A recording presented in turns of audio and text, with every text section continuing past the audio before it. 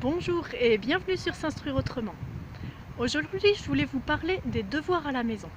En me promenant dans la rue, j'ai vu des affiches qui marquaient avec humour l'idée de ne plus faire les devoirs à la maison. Et j'ai pensé, comme il vient d'avoir la loi qui interdit les violences physiques sur les enfants et morales, je me suis dit qu'enfin on faisait aussi une loi qui interdisait d'avoir les devoirs à la maison, comme normalement c'est interdit depuis 1956.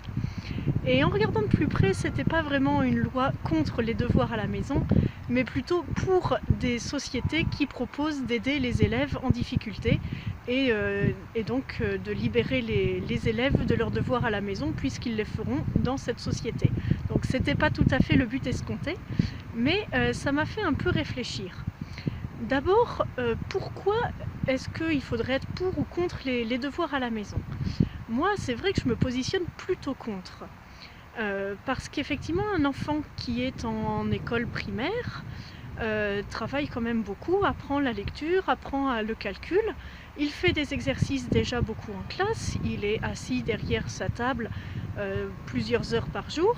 Et on lui demande, alors qu'enfin il a fini sa journée de travail, qu'il va goûter, qu'il va faire un peu autre chose, on lui demande de retravailler officiellement un quart d'heure, 20 minutes. Et c'est souvent difficile, vers 17h30, 18h, de se remettre à la tâche. On a envie de faire autre chose. Ils ont aussi d'autres activités. Et se remettre à la tâche à ce moment-là n'est pas forcément opportun. Ça l'aidera pas à mieux comprendre ou à mieux assimiler certaines choses. Puisque comprendre, c'est ce qu'il fait pendant la classe. Et mémoriser, en le reprenant juste chaque jour, c'est suffisant. Il n'a pas besoin de le reprendre 3 ou 4 fois dans la journée.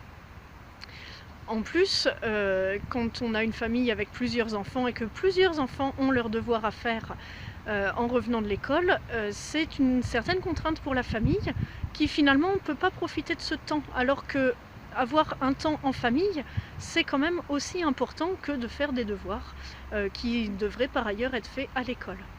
Donc c'est vrai que je me positionne plutôt contre les devoirs à la maison. Toutefois, j'ai un souvenir, moi, de certains devoirs qui ont été plutôt intéressants à faire en famille, notamment pour tous les travaux de recherche.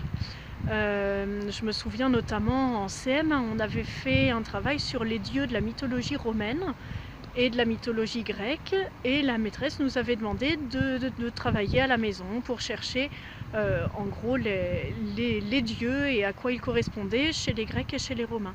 Et ça, c'est un travail que j'avais plutôt aimé faire en famille. On avait recherché dans des livres à la bibliothèque et c'était assez sympathique. Voilà, les travaux de recherche en général, à raison peut-être d'un par semaine, peuvent être largement suffisants à faire en famille. Ça permet effectivement de prolonger, de continuer les apprentissages aussi dans la famille, d'impliquer la famille sans que ce soit une grosse corvée, sans que ce soit trop compliqué. Ça permet aux enfants de se rendre compte que leurs parents savent des choses et peuvent les leur transmettre. Ça permet aux parents de se rendre compte qu'ils savent transmettre des choses, mais sans apprendre les maths ou le français. Les maths ou le français sont enseignés par un enseignant. Et les parents ont appris souvent différemment.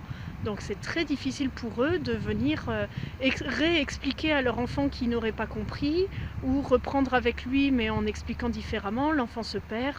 Enfin voilà, vraiment les devoirs français maths, j'aime pas trop ça à la maison.